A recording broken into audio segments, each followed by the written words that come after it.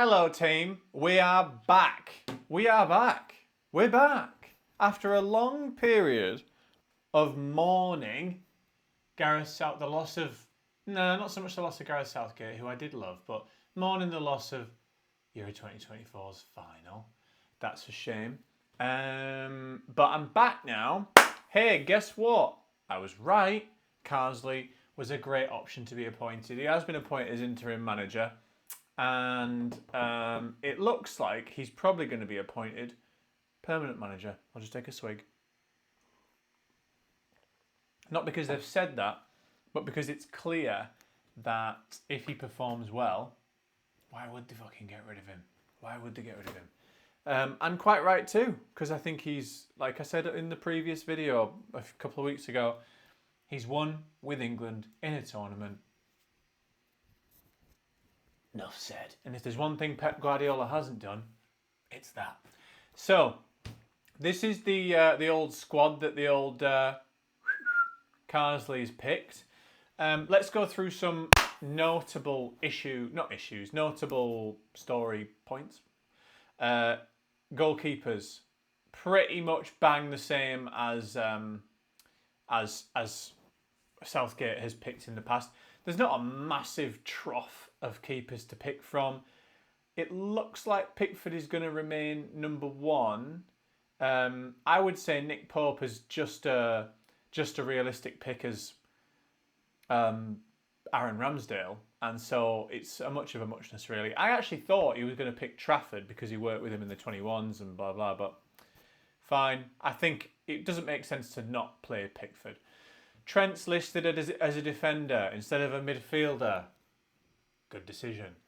Levi Colwill played well in the Under-21 Championship. No doubt, no wonder he's been named. However, hasn't had a great time at club level of late, and so it feels like this is more of a, not a nostalgic pick, but certainly feels like he's a disciple of Carsley rather than possibly the right option. However, he can play a left back, and I think he's left-footed. So that's important because that's still an issue for us. Tino Livramento. I can't say that without thinking of Steve Bruce saying it. Tino Livramento. Similarly, we have a full-back issue, so that's obviously why he's in there. Rico Lewis, similarly listed as a defender, which he is for City at the moment. But we know he plays a much more dynamic role for City. For England, it looks like he might be playing a less dynamic role if he does get a game, which I think he should between now and the World Cup. But for this game, we should be starting Trent at right back. The centre-back should be unchanged from the tournament, which is John Stones, Mark Gahey. And the left-back should be probably Colwill, because he's the only one who could fucking play there. Just straight off the bat, what I liked about this... I can see my comment. This is an Instagram post here, actually. I can see my comment blocked out of the view that you've got. But I put, bless Southgate, but it is very nice to see a squad without random overload in one position, which is true. And the other thing I didn't put was, it's really nice to see a squad without random players out of position. So, like, I remember we went to World Cup 22, was it, with, like, fucking 19 right backs, and we went to this Euros with one left back who was injured. So it's really nice. Like, in my opinion, if your starting left backs are not available, you go down the ranks until you find a natural left back. You don't start playing Saka there, and you don't start playing fucking Dolly Dickhead there. Play left backs as left backs, and everyone else as everyone else. I accept there's fluidity in the forward line, but when it comes to your fucking back line, should we put Harry Maguire in goal if Pickford gets it? Do you know what I mean? Play the player in the position. This is elite football. Midfielders, Phil Foden has recently pulled out before I've started filming this. He's pulled out with an illness. Seems a bit weird to me because he hasn't started the City games so far. So I think it's more of a fitness thing. Fair enough. I think that means that Cole Palmer will certainly be starting across the front line. I think he was going to anyway, because Carsley loves him. But I think he'll certainly be starting now. And if he plays well, Phil Foden might find it hard to get back into this team. because we'll come on to other reasons why. I'm really surprised Conor Gallagher has been picked. Really surprised. Every time you see him picked, you must think, I just think, oh, they must want him for his work rate. Because what else are they getting him for? I mean, he's had a big transfer to Atletico, but he hasn't played there yet, to my knowledge. So, yeah. Angel Gomez is the other reason why Phil might find it difficult to get back into this team, because it looks like Angel Gomez is going to be playing kind of a deep-lying 8 playmaker, which I think is the position that Foden would take up in a Carsley squad. Sorry, in a Carsley starting 11.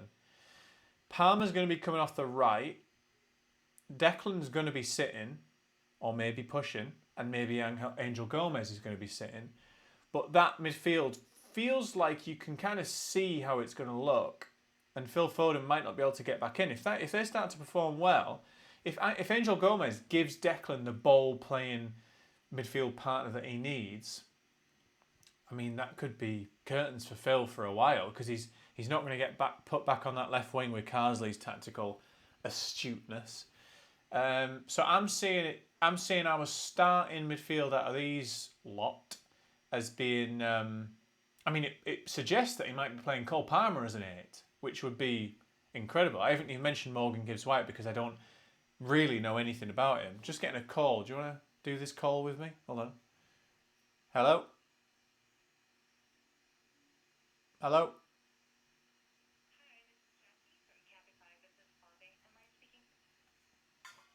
Chassis from Capify. Don't call me again. Morgan Gibbs-White, don't know enough about him. All I know is he takes a banging penalty. So this is a big mix-up from what we're used to in midfield. And that's exciting. I see the starting 3, because you'd assume it would be a 3, as being Palmer, Rice, Angel Gomez, because I think he's going to try him out. If not Angel Gomez, then Manu. And I think, yeah, he will play Palmer as a pushing on 8. That's not even a position. Where would Bellingham go if he came back? Look, we've got a wealth of talent, and that's exciting. Forwards, again, pretty unchanged from what we'd expect. Apart from Noni Madueke has, made a good start this season. Again, kind of a Carsley disciple. Jack Grealish coming back in. Would you say he deserves it? I don't know. Would we call it chubby? I don't think so. I'm not sure.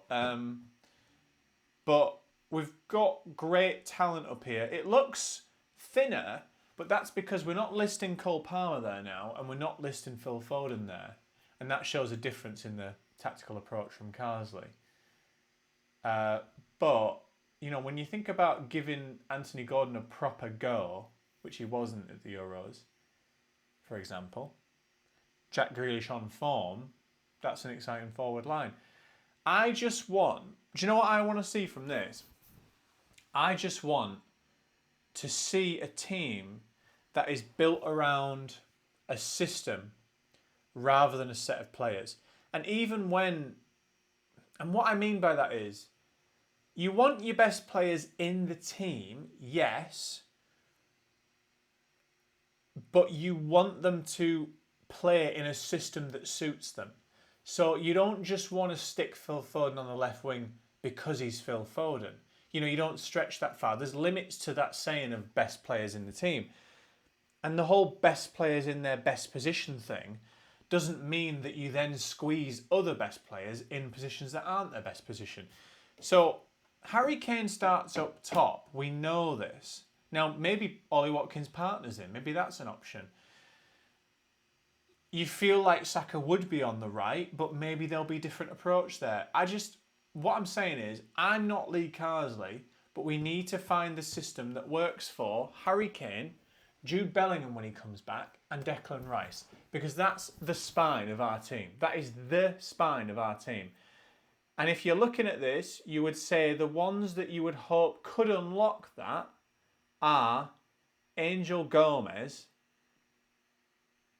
and possibly Trent, if we had more penetration down the right wing, because I don't think Kyle Walker was given that by the end of his days. Is he even available anymore? Yeah, he is, yeah. Kieran Trippier retired. Thank fuck. Look, I love the bloke, and he gave me some of my best times in an England shirt, I was going to say, as an England fan. Final, he assisted Luke Shaw in 2021, and 2018 Russia semi-final. So I think this is an exciting team. Let me look at my notes. I just yeah, that's all I want to say. And I think what I'd like to see is just a good system, good few performances, a kind of easily definable system as well. I want to feel like I'm not as bound to these starting 11s, to these squad announcements as we used to be.